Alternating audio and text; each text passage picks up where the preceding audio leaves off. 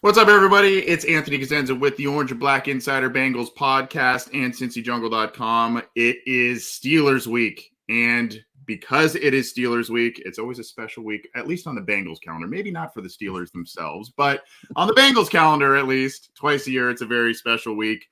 If you saw the video intro there, we had one half of the BLEAV and Steelers podcast host dynamic duo and Ike Taylor, and now we are joined by the other great half, Mark Bergin, part of the BLEAV and Steelers podcast. How are you, Mark? Good to be talking with you about the Bengals versus Steelers Week 3 matchup here. Anthony, thanks for having me, and I think that you perfectly capture the sentiment of where the Bengals stand in the AFC North Division. But hey, all four teams standing at 1-1 right now, 500 records. There's hope even through 2 weeks of the 2021 season. Yeah, 1-1 gridlock across the division. I know a lot of people still think the Bengals may be in a little bit of a rebuilding mode or, kind of gearing up for the next couple of years.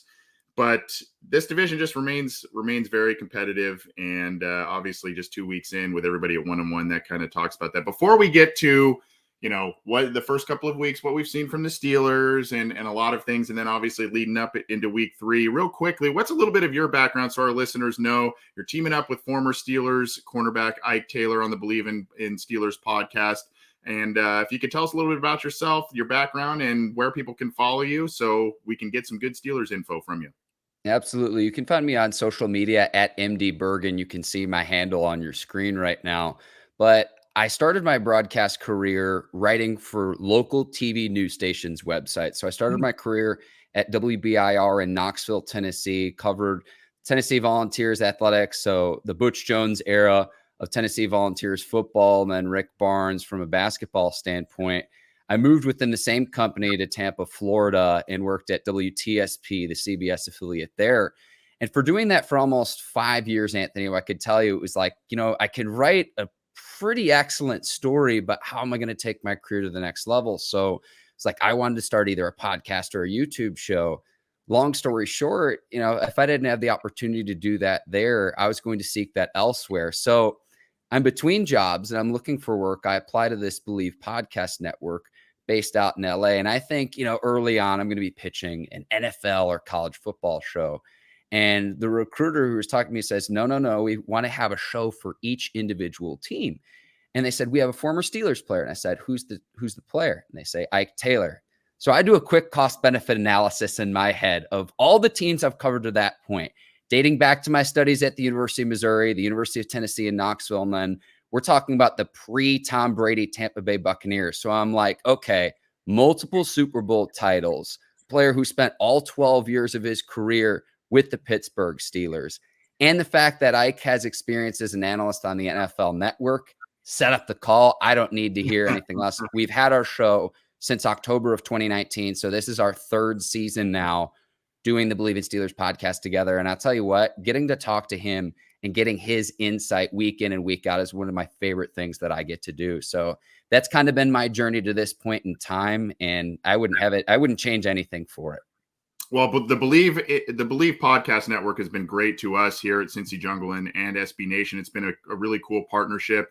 Yourself coming on the show, Ike Taylor joined us last year for one of the Steelers games. We had Eric Davis on the BLEAV in 49ers, Denard Walker from BLEAV in Titans. So really, really cool guests that we've been able to talk to as well, including yourself, getting a little look over the other side of the fence as the teams get set to clash here. So, and then of course the BLEAV Network has our friends Daddio and Hoji in the BLEAV in Bengals podcast as well. So great duo there. So we're happy to have you, Mark, talking some Steelers Bengals. Let's just kind of get into it.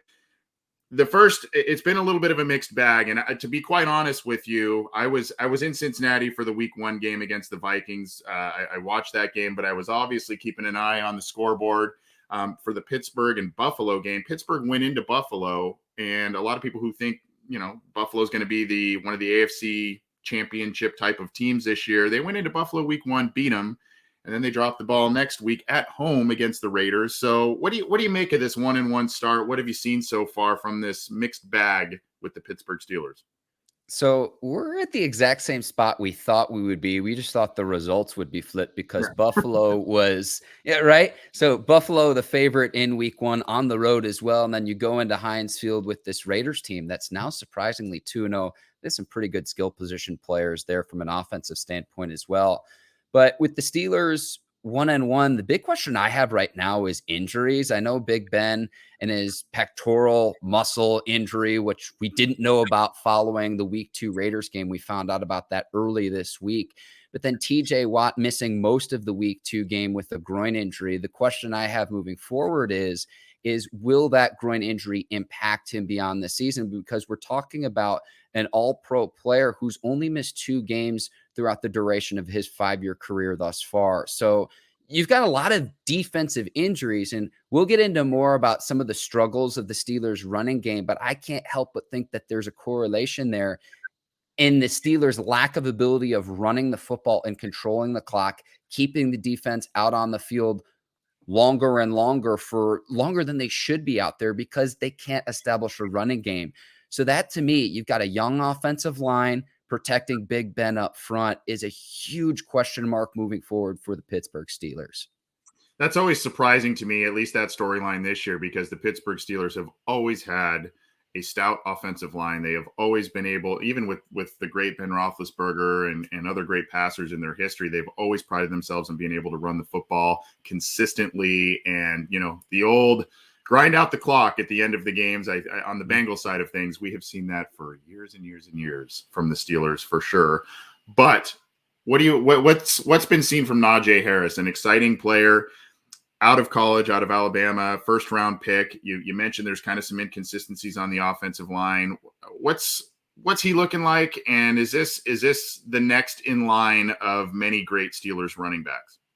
Well, I certainly hope so, considering that the Steelers spent a first round draft pick on him out of Alabama. He finally got into the end zone in week 2. So it was awesome to see what he can do in the open field when he has space. But the big question mark is, can that offensive line create the holes for him to be able to do that? You've got 2 rookies on this offensive line, Dan Moore Jr. at the left tackle position and Kendrick Green at the center position. Your left guard, Kevin Dotson, is a second-year player. So it's a young line. And then you're still working Zach Banner back from a season-ending injury a year ago. The hope is to get him back in week 4 against Green Bay. He will not play against the Bengals. So you've got Chuks Okorafor at the right tackle position. And the Steelers have struggled because they bring in Matt Canada to replace Randy Fichtner as an offensive coordinator, but we're still seeing some of the same struggles of this offense that we saw a year ago. If you look at the next gen stats, Big Ben is getting rid of the ball at 2.41 seconds. Why does this matter? That is the quickest release time of any quarterback through 2 weeks of the season. So from a defensive standpoint, you go 4 wides, 5 wides, you can sit on everything because from an upfront standpoint, the Steelers can't block and give Big Ben enough time to be able to have routes develop down the field in the medium to deep passing game. So the offense becomes very predictable. Anthony, one thing I want to see, and I talked about this on my show this morning with my co-host Ike Taylor on the BLEAV in Steelers podcast. The last time the Steelers ran the ball more times than they threw it in a game, you've got to go back to week 6 of last season against the Cleveland Browns. That was an early October game. Again, the last time the Steelers ran the ball more than they threw it, and you saw it was an absolute blowout against Cleveland in that week 6 game a year ago. I don't know if Big Ben is checking out of the running plays that are called, but establishing the run, it'll be amazing to see what could happen of how many more things that opens up. And even if you struggle early on, what happens in the second, third, and fourth quarters to opposing defenses when they get worn out from trying to stop the run play after play after play. And furthermore, that's going to be even more important as you move along into the season. We know this about the AFC North, how the weather plays a factor in the cold weather teams, how running the football becomes more and more and more important as the weather changes into the winter season. So that's what I'd like to see from the Steelers. And I think they have a great opportunity to do that this week against the Bengals, a Bengals line that has struggled on both sides of the football dating back to last season as well. So it's like, if not now, then when? But they're putting too much onus on Big Ben. And whether that's Big Ben taking the initiative himself in year 18, I would just like to see them not just run the football, but commit to running the ball. That's what I would like to see. Well, Harris seems to be a guy that they have high hopes for, obviously, and maybe can do a little bit of things in the passing game and obviously running the football like a Le'Veon Bell years ago for the Steelers and many others who have been such great running backs in NFL history that have worn the black and yellow. Let's talk a little Ben Roethlisberger. You mentioned, and we'll get to the other injuries in just a few minutes, but you mentioned he's got the left pec injury. There was some chatter as of Wednesday morning that and Tuesday afternoon that Coach Tomlin said that he's going to be hampered by it. We're going to have to adjust, whatever that may mean. But injury is one thing, and what's left in the tank has also been a national storyline for Big Ben there. I have always been, because I've watched a lot of Steelers football, I've watched a lot of Bengals football, I've always been subscribing to the idea that you never count the Steelers out. You never count Ben Roethlisberger out until week 17, I guess week 18 now, when the records are fully settled and you can make the playoffs and who doesn't. But what do you make of Big Ben and really the Steelers, kind of the national storyline of the Steelers taking a step back this year as a whole, and Ben Roethlisberger maybe kind of showing the end of a great career? I'm with you there. Mike Tomlin in year 15 has not had a sub-5 record as a head coach. So until it happens, it's like I'm not going to bet against that. Right. Now, again, I go back to the quick release time with Big Ben. And if you look at the traditional sacks, you might say, well, only 4 sacks through 2 weeks of the season. That's not that much. He has 16 quarterback hits through 2 games as well. So again, I look to, can the Steelers get Zach Banner back? And he helped stabilize that line as soon as week 4. But it's amazing to me because if you look at the Steelers from a skill position standpoint, they've got some depth at receiver. They've got the 2 tight ends in Eric Ebron and Pat Freiermuth out of Penn State. You've got a first-round draft pick in Najee Harris. So to me, to see the struggles of this offense, you've got a pretty stout defense. But if the offense can't even be mediocre to adequate, you're going to hamstring your team long term. But I would say this too, in terms of Big Ben, I know there are some people in the Steelers fan base that would say, well, give Mason Rudolph a shot. And my counter to that would be this. In the 2019 season, when Ben injured his elbow, Mason Rudolph comes in. We wouldn't know who Duck Hodges was as a player, who's no longer in the NFL, by the way, if Mason Rudolph were the heir apparent to Big Ben. And I know Dwayne Haskins is also on this roster as the 3rd stringer right now. You bring him in on a 1-year deal to see what he can do. But I've always been of the notion that Big Ben, heir apparent, is not currently on this roster. It's something I would like to see the Steelers address in the subsequent offseason, because honestly, I thought that they would do that this past offseason, and maybe that there was just, at where they picked in the draft, they didn't like anyone from the quarterback position or even in later rounds. But it's been a great career. But we'll see. I mean, I could be retracting my words. Like, this is one thing I always say is I always like kind of measuring the season in quarters, because a 2-game sample size, we might be having an entirely different conversation, say a week from now or 2 weeks from now. So I want to see more. I want to see that young line gel more together. And again, I go back to, why are we having Big Ben in year 18 throw the ball 40, 50 times a game when you just spent a 1st-round draft pick on Najee Harris? Let's not just run the football. Let's commit to running the football. Even if we don't have success early on in the game, if you run the ball 40 times in a game and you're still only getting 2 or 3 yards per carry late in the game, I want to see that, because we haven't seen that dating back to early last season when the Steelers had success and when they started 11-0. And so this team, they've been in kind of a tailspin since dropping 5 of the last 6 of the 2020 season. We'll see here, 1-1 thus far, headed into week 3 against the Bengals.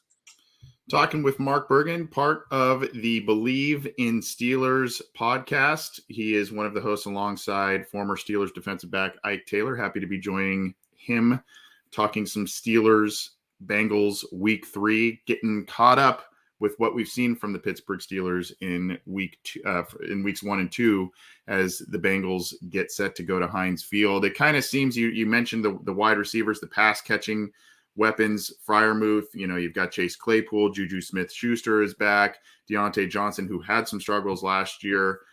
is back as well, but still seems to be a talented crew. What are you seeing from that group? It seems, at least from the outside looking in, seems like obviously the talent's there, but there may be a little bit of inconsistency. Maybe that is the offensive line issues that you mentioned, but the talent seems to be there. I know a lot of Bengals fans do not like Juju Smith-Schuster, but I still think he is a valuable weapon in that offense. And it almost kind of seems like there's this reconstruction of sorts of like the Plaxico Burress, Heath Miller, Hines Ward type of weaponry that they had in the mid 2000s with these guys they have there, but a little bit of inconsistency in the first couple of weeks from this group. Yeah, the two positions the Steelers know how to draft, the linebacker position and wide receivers, and specifically cold weather receivers that are used to playing once the weather changes. Two things to keep in mind, both Juju Smith-Schuster and Eric Ebron, both in contract seasons this year. So they're looking to ball out to be able to get paid if they enter an open market or whether the Steelers want to bring them back. Just given the depth at the receiver position, it could be Juju's last ride and go around with the Steelers in the black and gold this season. And then Ebron, I mean, to me, you bring in Pat Freiermuth, and he's kind of the successor there in my eyes. But you still have depth too, because James Washington, another guy in a contract season, Deontay Johnson, extremely talented in the open field, but led the league in drops a season ago. So we talk about that on my show all the time of if he eliminates half the drops this season, when he has the ball in the open field, he's very, very elusive and honestly is one of the best playmakers that the Steelers have. And then Chase Claypool looking to build on what was an impressive rookie season when he tied the Steelers rookie record with 11 touchdowns. I mean, think about all of the great players that have donned the black and gold through the years. So you want to build on that in year two. So they have some depth at those positions, but can the offensive line provide Big Ben enough time to let plays develop down the field? And that's been one of the big issues where a lot of people will say, well, Big Ben is cooked. He can't make the deep ball. He can't make the deep throws anymore. But it's like, does he have the protection to be able to do that? And I feel like a broken record, keep going back to the offensive line, but the Steelers have spent $12 million on the offensive line total this season, which is lowest in the NFL. Look at teams like the Tampa Bay Buccaneers or the Cleveland Browns in the division, and it's a completely different story. Cleveland spends $50 million on their offensive line this year. Tampa Bay, $36 million. Even the Ravens, as decimated as they are with injuries thus far this season, double what Pittsburgh spends on the offensive line. So I go back to, you could have all of the great skill position players possible if they're not getting to what they need up front from the big uglies up front, controlling the line of scrimmage. What really can you do? And that's been the big question with the Steelers dating back to last season, really since Big Ben returned to the starting lineup from that elbow injury. Man, it's crazy when you talk about the Steelers' offensive line, the lack of allocated resources, the struggles, the quick release stuff. You're speaking our language here in Bengals Nation, man. I mean, this is the same kind of stuff we're seeing from Joe Burrow and all kinds of different issues. And that's also been dating back to last year, if not even before that, with the Bengals. Talking with Mark Bergin, part of the BLEAV in Steelers podcast dynamic duo with he and Ike Taylor. Going to spend a couple more minutes with him. If you've got a couple more to spare, Mark, appreciate it. Let's get caught up now as we head into week 3. The Bengals are heading to Heinz Field. The Bengals are relatively healthy for the most part. They've had a couple of injury issues. The Steelers, on the other hand, at least looking on their injury report, a lot of big name players having injury issues. We mentioned Ben with the pec injury, TJ Watt with a groin injury. There are a myriad of others. I think Joe Hayden and others with groin injuries. And then Tyson Alualu, a valuable defensive lineman, just landed on IR with the broken ankle. Where do you see this stuff going in terms of players being able to suit? Deontay Johnson had a knee injury as well. I think that he avoided actually a pretty serious one, and good for him on that. Where do you see these guys in terms of suiting up against the Bengals this week? Some of them seem to be minor. Some of them seem to be just kind of a coin flip, it would seem, as we look in on the outside here.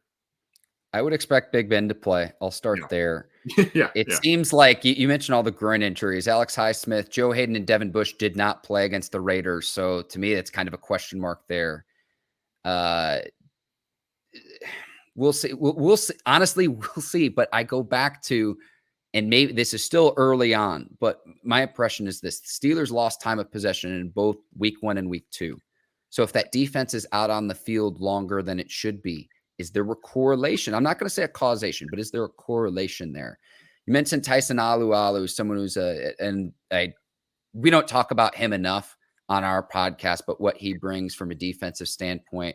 Ankle fracture surgery earlier this week, so it looks like he'll be out for the duration of the season. And Steelers haven't played with Stephon Tuitt either, who's also a key contributor along that defensive line too. So you're talking about like almost half your starting defense out, which is crazy. Yeah. Now, if Watt misses any time or is impacted, at least that's where the offseason signing of Melvin Ingram comes in, a Pro Bowl player for the Chargers, comes in on a 1-year prove-it deal with the Steelers. And then Highsmith entering his second season. The Steelers have a nice little rotation at the outside linebacker position there. But again, I go back to Watt's been relatively healthy throughout the duration of his career, and that's why you see him get a massive contract extension worth up to $112 million, $80 million guaranteed, because the best ability is availability. So that's one thing I'm going to be watching. And then Joe Hayden specifically as well might be the key injury for the Steelers, because that's where I think the Bengals do have a pretty decided advantage with what Jamar Chase brings to the table, what Tyler Boyd brings to the table, and then what T. Higgins brings to the table as well, because Cam Sutton's opposite Joe Hayden. Joe typically plays on the left side, and then Cam Sutton's usually on the right-hand side.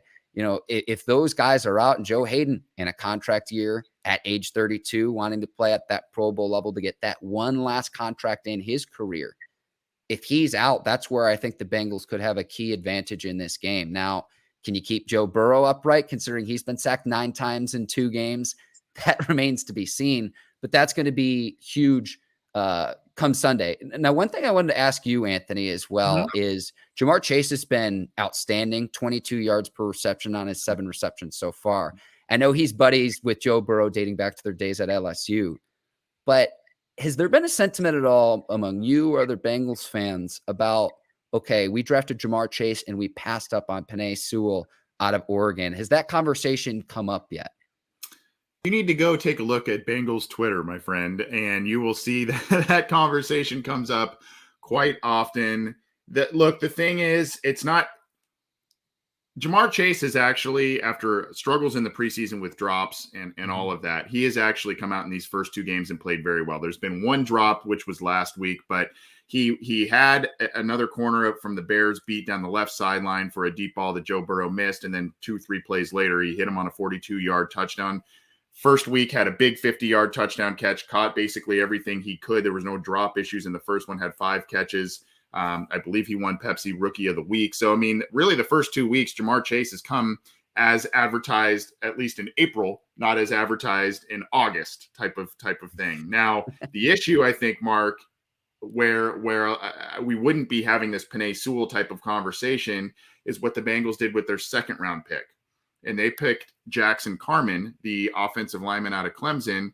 And he, after giving him a shot at right guard, is now the backup. Now their starting guard, Xavier Su'a-Filo, is having a leg injury this week. So you may see Jackson Carman start this week. We're going to see how things play out throughout the week at practice. Xavier Su'a-Filo is day-to-day at this point. But if Jackson Carman was coming in here as a 2nd round pick, starting, playing okay, and some of these hits, these sacks, all of those sort of things weren't as prevalent, I think we'd be having a much different conversation, because unfortunately most of the issues on the offensive line seem to be stemming from the center and the right guard spots currently, and the Bengals' inability to pick up free blitzers, extra blitzers, and or identify stunts, that sort of thing. So a lot of the stuff is kind of on the interior of the offensive line, though no player on the offensive line is really immune to criticism. I think that's really the thing. If the Bengals were immediately hitting on Jackson Carman and he was in there starting, playing okay, there wouldn't be this outcry or this rehashing of the debate between Jamar Chase and Penei Sewell. But, you know, credit Chase. He had a really, really tough summer, and he's come out in these first 2 games and played overall really well. Yeah, absolutely. And like I said, I think that's one of the areas where the Bengals have an advantage. But where the Steelers have an advantage is along the lines, and you're talking about a defense that finished dead last in the NFL with just 17 sacks a year ago. And then I look at, again, the protection of Joe Burrow, 9 sacks through 2 weeks. It's like, and that's where Steelers led the league in sacks a year ago with 56. TJ Watt led the league with 15 overall, also led the league in tackles for loss. So he's not just a pass rusher, very disruptive in the backfield as well. So a little bit of a contrast in styles, but to me, really the big question is, like you asked me earlier, we're recording this early Wednesday afternoon. Which Steelers actually suit up Sunday is a huge question mark. And honestly, we might not know the answer to that until we get closer and closer to that 1 p.m. Eastern time kickoff. Right. Talking with Mark Bergin, one of the great hosts of the BLEAV in Steelers podcast, part of the BLEAV podcast network. They've been so kind with giving us all kinds of great guests, including Mark. And we'll start wrapping things up here a little bit. One thing I wanted to ask you before we kind of get into keys to the game, predictions, that sort of thing. The Bengals have recently, this offseason and really in season, have picked up 2 former Steelers defensive backs, Mike Hilton and Sean Davis. Hilton has seemed to be a really good addition to this team, playing a lot of snaps. Sean Davis is kind of a little bit of an emergency pickup because the Bengals lost Ricardo Allen to short-term IR. Allen played well in the first game, just got hurt in it, and so Davis has now stepped in. What can you tell us just from your side of things about those 2 players and what they could bring to the Bengals, particularly from a successful Steelers franchise? You're trying to break my heart here, aren't you, Anthony? I like Mike Hilton. I'm not going to lie. I like Mike Hilton a lot.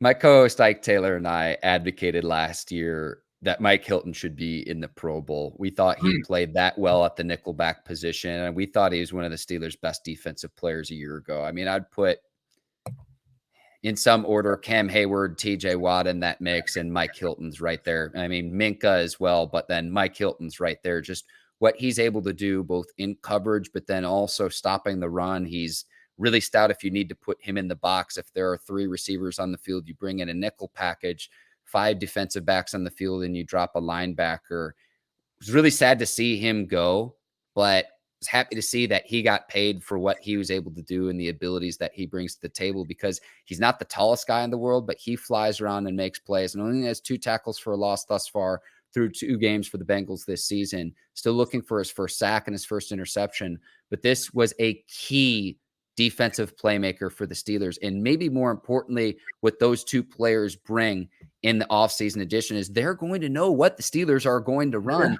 They're going to know Big Ben's checks. They're going to know what this offense is doing a lot of times. And they're going to be able to relay that onto their Bengals teammates. So that's something I have my eye on during this weekend's game, is kind of the chess match that Mike Hilton brings to the table. But I miss him in the black and gold flying around. He was one of my favorite players these last 2 years because he just made plays time and time and time again, both in coverage and from stopping the run standpoint. It's not something you'd expect for a player of his stature, but he was everywhere. I was happy to see that he got paid, though. And again, now at an AFC North division opponent too. You're trying to break my heart here, Anthony. Not trying to do that. Just wanted to get a little perspective. And here we are. I said, can you give me 10 or 15 minutes? And here we are almost at 30. So, I appreciate the immense amount of time you've given us here, Mark. Quickly, what are some of the facets of the Bengals that actually scare you this week in terms of them going up against the Steelers? You mentioned some of the wide receiver weapons and whatnot. Is that maybe where this game could be won or lost? You talked about the trenches. The Bengals defensive line, though, had some struggles last year. The interior of the offensive line and really across it has played improved football. I don't know if you would call them necessarily world beaters at this point in time, but what are some of the areas, I guess, as you cover the Steelers, looking at the Bengals coming to Heinz Field, what maybe scares you in this matchup if you're the Steelers? If you look statistically, the defense does look better. I haven't watched as much Bengals football as you have, Anthony, but one guy we haven't mentioned from an offensive standpoint is Joe Mixon, who's as steady as they come from the running back position. So I go back to being able to control possession, control time of possession, control the clock. That's someone, and especially if the Steelers defense is decimated with injuries, to where, you've got a market advantage outside, almost doing what the Steelers do offensively of getting the ball out of Joe Burrow's hands into the hands of his playmakers. But they're able to establish the ground game with Joe Mixon. He's a player at the running back position, I don't think is talked about nearly enough in the NFL. And he puts up numbers year after year after year after year. And if I'm Joe Burrow, Joe Mixon's like my best friend, because he's just been Mr. Reliable for this Bengals team. So that's also what scares me is, you've got your hands full on the outside with all the Ferraris and Maseratis and what have you at the talent at the receiver position. But Joe Mixon is as good as there comes from the running back position in the NFL. So even if the Steelers are healthy, they're going to have their hands full stopping this Bengals offense. So that's yet another facet that I'll be watching on Sunday. Well, the Bengals need to utilize a little bit play action more effectively this week, and then they also need to utilize maybe a couple more screen passes to Joe Mixon. That was something that was prevalent in week 1 and was successful. They didn't use it as much in week 2, and obviously the results were different. Talking with Mark Bergin, we're going to close up here in just a second. He is one of the great hosts of the BLEAV in Steelers podcast. What do you have for a prediction for us in this one? I would like to say that I think the Bengals can win this game. I think they can win this game. I think it's always tough going into Pittsburgh. I think this is just one of those things that it's almost more mental than physical at this point with the Bengals going against the Steelers. I think this is probably one of their better chances to take advantage of a more vulnerable team, a Steelers team, than we've seen in the past. But that, like I said, I never count this team out. So what do you make of this matchup coming up in week 3? Okay, so you're at Heinz Field for a second consecutive week. You lose the home opener to the Raiders. And I looked ahead at the schedule. I've got the Steelers winning this game 24-17 over the Bengals, because when I look at week 4, you go into Green Bay at Lambeau Field and take on the Packers. And Green Bay looked heck of a lot better in week 2 than they did when they got walloped by the Saints in week 1. So to me, I know every game is a must-win game in the NFL. But if the Steelers lose in week 3 to the Bengals, you're talking about the possibility of starting the season 1-3, which puts you in a huge hole. So I think the Steelers just need it. I think they need this game more. I will say this, though, too. A lot of this is incumbent upon which players play on Sunday, which we might know a little bit more later this week. But for a lot of the players that we mentioned that are injured, we might not know until this game actually gets underway on Sunday afternoon. Again, I've got the Steelers 24, Bengals 17 in week 3. Well, should be a good one regardless, and I don't blame you for going that route. I think there are a lot of folks that would probably agree with you to some extent on that result, but we will see. Should be a good one on Sunday. Mark, where can people find your material, your podcasts, everything you do out there? We want our listeners to follow you to get some great Steelers content.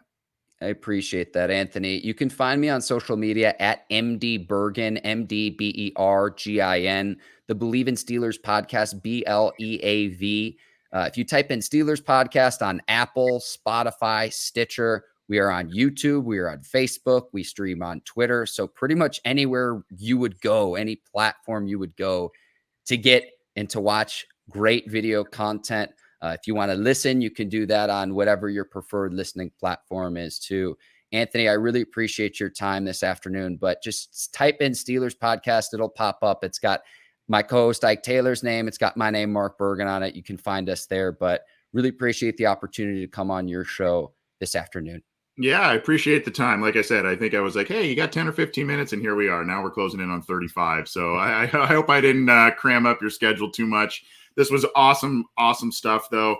And I look forward to Sunday. I look forward to following you guys. And hopefully we can catch up on the rematch coming up here. But our thanks to you. Our thanks to the great folks, Cam and others at the BLEAV Podcast Network. They have been great to us at SB Nation and our podcasts. I know, Daddy-O and Hoji do good stuff. You guys do great stuff. And we've had a lot of great guests courtesy of BLEAV. So thank you for your time, Mark. Appreciate it, Anthony. All right. Enjoy the weekend. Take it easy.